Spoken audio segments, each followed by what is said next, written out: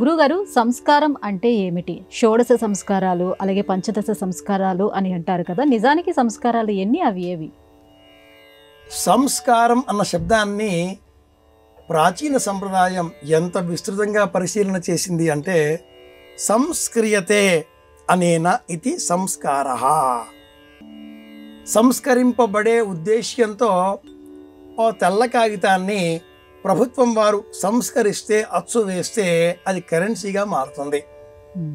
ఒక లోహాన్ని నిష్ణాతుడైనటువంటి నిపుణుడైనటువంటి వ్యక్తి సంస్కరిస్తే ఒక నాణ్యంగానో లేక ఒక చక్కటి మూర్తి, అర్చనామూర్తిగానో మారుతుంది.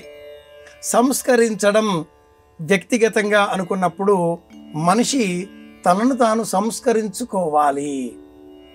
ఉద్ధరేదాత్మనాత్మానం అన్న ఆలోచనలోంచే ఈ సంస్కారం అన్న పదాన్ని మనం గమనించినట్లయితే, ఎవరైనా నమస్కరిస్తే ప్రతిగా మళ్ళీ మనం నమస్కరించాలి.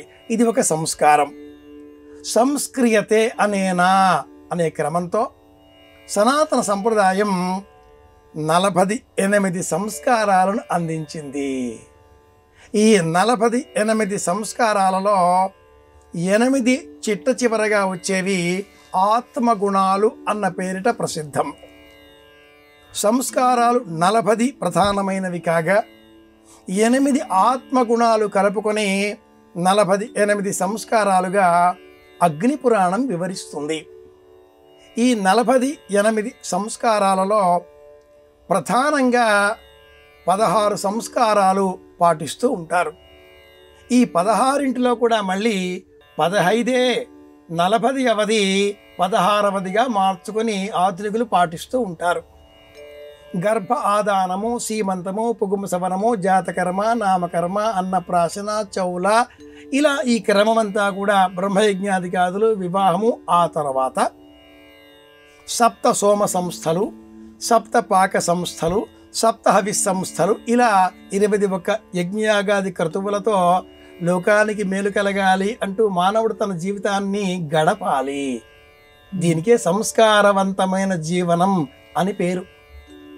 ఈ 40 సంస్కారాలు ఒక పక్కన ఉండగా ఆత్మగుణాలు ప్రధానమైనవి. ఈ ఆత్మగుణాలలో ఇతరులకు కీడు కలిగించకుండా ఉండడం, ఇతరుల ద్రవ్యాన్ని అపహరించకుండా ఉండడం, ఇతరులకు కీడు కలిగించే విధంగా వాక్కును నియంత్రించుకోవడం, పరుషవాక్యములు మాట్లాడకపోవడం, అబద్ధములు చెప్పకపోవడం, హితంగా మితంగా ఆహారాన్ని స్వీకరించడం, పరిమితమైన వర్తనంతో ధార్మిక జీవనం గడపడం, ఇవి సంస్కారాలంటే.